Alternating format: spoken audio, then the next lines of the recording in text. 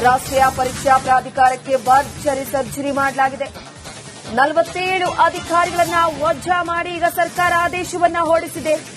Neat ಪರೀಕ್ಷೆಯ ವಿವಾದದ ಹಿನ್ನೆಲೆ ಕೇಂದ್ರ ಮಹತ್ವದ ಕ್ರಮವನ್ನ ಕೈಗೊಂಡಿರುವಂತದ್ದು. ಅಧಿಕಾರಿಗಳ ವಿರುದ್ಧ ಕಾನೂನಾತ್ಮಕ ಕ್ರಿಮಿನಲ್ ಕ್ರಮವನ್ನ ಕೈಗೊಳ್ಳಲಾಗಿದೆ. ಎನ್ಟಿಎ ಮತ್ತಷ್ಟು ಅಧಿಕಾರಿಗಳ ತಲೆದಂಡ ಸಾಧ್ಯತೆ ಇರುವಂತಹ ಹಿನ್ನೆಲೆಯಲ್ಲಿ ಪರೀಕ್ಷಾ ವ್ಯವಸ್ಥೆಯನ್ನು ಸಂಪೂರ್ಣವಾಗಿ ಸುಧಾರಣೆಗೆ ತರೋದಕ್ಕೆ ಮುಂದಾಗಿದೆ ಈಗ ಕೇಂದ್ರ ಸರ್ಕಾರ. ನಿನ್ನೆ ಶಿಕ್ಷಣ ಇಲಾಖೆ ಕಾರ್ಯದರ್ಶಿ ವರ್ಗಾವಣೆ ಮಾಡಲಾಗಿತ್ತು.